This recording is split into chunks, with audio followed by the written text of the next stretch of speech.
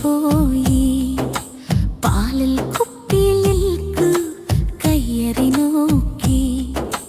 മിയാ മിയാ എന്നു നീ പാടുന്നില്ല, മ്യാവ് മ്യാവെന്നു മാത്രം പറയുന്നു.